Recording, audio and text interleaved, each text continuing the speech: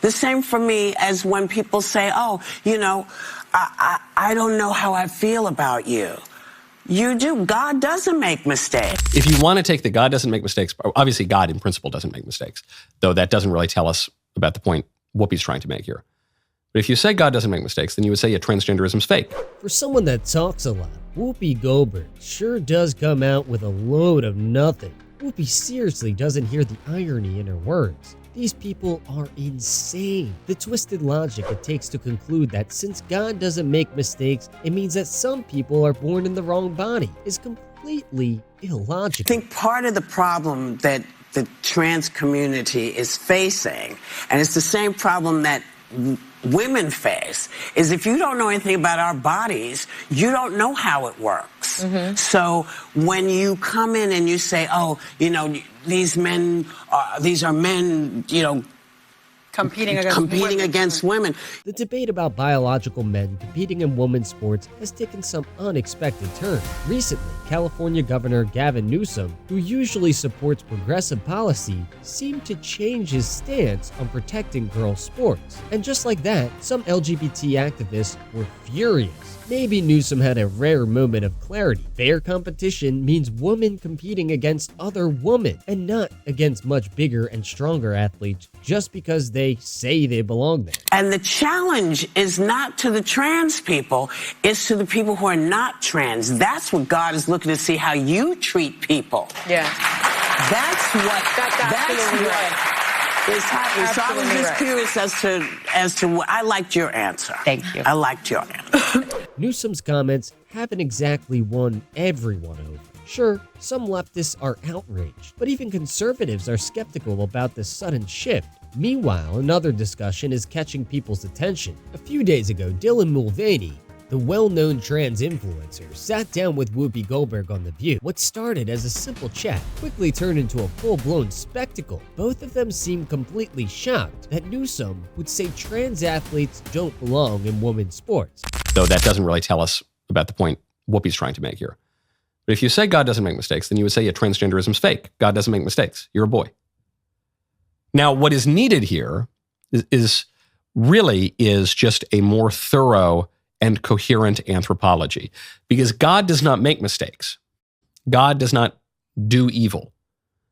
And yet, mistakes are made in the world, and evil exists in the world.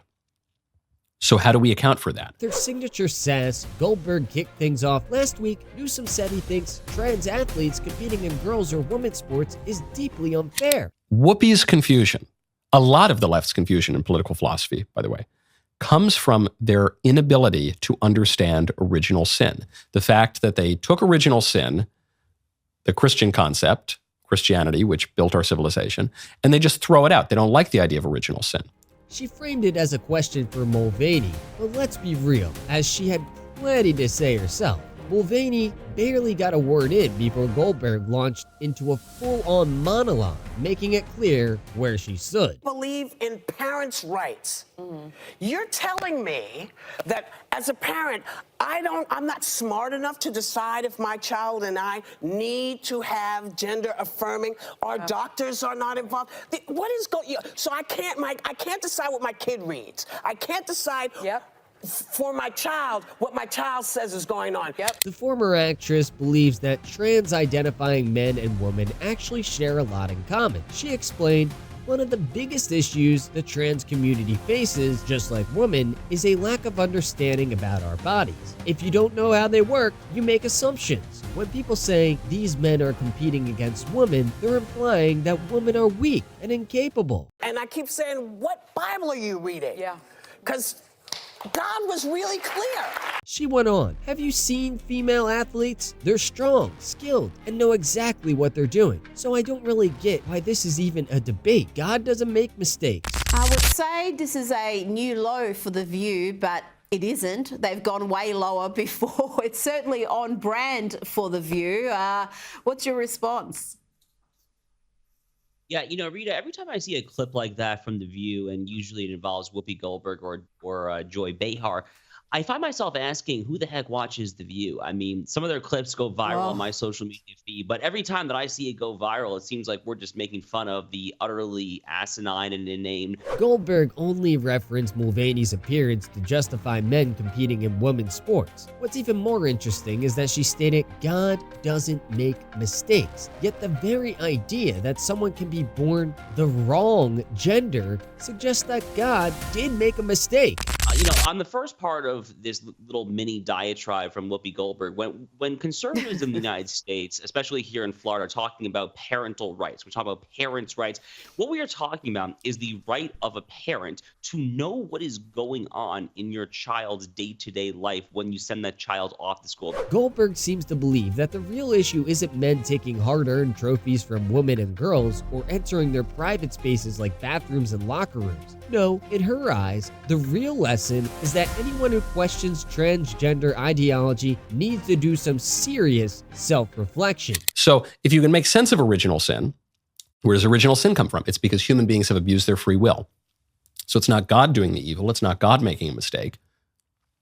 It's man abusing his free will. And in the Christian understanding, then, you would say, well, look, maybe God didn't make a mistake in the evil that pervades the world, but he definitely made a mistake in creating the world because he created a world. According to her, the blame doesn't lie with those causing the problem. It's on the women and girls affected by it. She stated, the challenge is not to trans people, it's to those who aren't trans. That's what God is watching to see how you treat people. That's what's happening. In which human beings would abuse their free will. And so that itself was a mistake, right? No. Christianity accounts for this too, in the fact of the incarnation and the atonement. That perhaps this is in fact the greatest possible world, because a world in which God himself takes on flesh and dwells among us, in which it's one thing to preach about this extreme ideology to a trans-identifying activist who already agrees with every word, but it's an entirely different thing to say that the same thing to the girls and women who have been mentally and physically harmed by this agenda. Years ago, Peyton McNabb was an all-star high school athlete, one of the best, preparing for a future in college sports. But when her girls' volleyball match was invaded by a male, he smashed the ball so hard in Peyton's face, causing traumatic brain injury. Peyton McNabb, a former athlete who can never play volleyball again after suffering a severe brain injury caused by a man competing as a woman. As if that trauma wasn't enough, she later found herself in a woman's bathroom with a man in a yellow dress. When she spoke up about it, she was kicked out of her sorority. Would Goldberg be willing to sit down and have a conversation with her? Partially paralyzing her right side and ending her athletic career. It was a shot like she's never seen before. She's never seen anything like it. Peyton is here tonight in the gallery, and Peyton, from now on, schools will kick the men off the girls' team, or they will lose all federal funding. What about Riley Gaines and Paula Scanlon, the swimmers who were forced to share a locker room with Leah Thomas, who is a 6'1" male who dominated the competition? What about the high school girl basketball players who ended up injured because a boy was allowed in their game?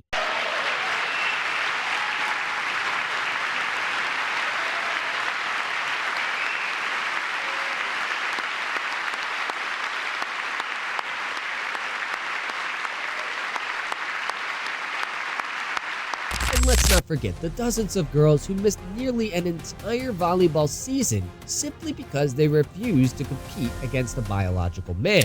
Truthfully, I'm mad. I'm mad that this is something we have to do. I'm mad that we as women have to beg for equal rights.